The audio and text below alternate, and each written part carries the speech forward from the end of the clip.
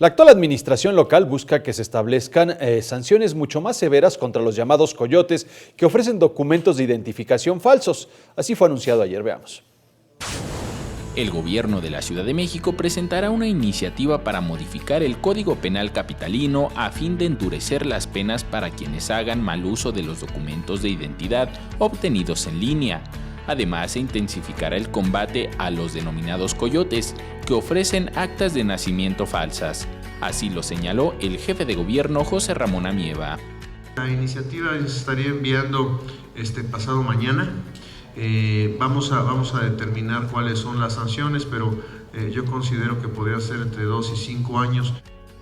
Otra acción para erradicar el coyotaje en el registro civil es la presentación de la página web https://actasrc.consejería.cdmx.gov.mx, con la cual los ciudadanos desde su casa, oficina o cualquier sitio podrán tramitar, guardar e imprimir su acta de nacimiento.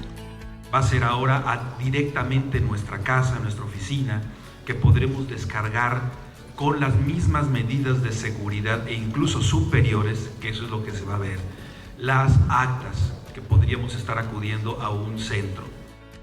El pago se puede realizar en la misma página a través de una tarjeta de débito o de crédito y tiene un costo de 68 pesos con 15 centavos. Con esto también se evitará mayor aglomeración de personas en las oficinas del registro civil.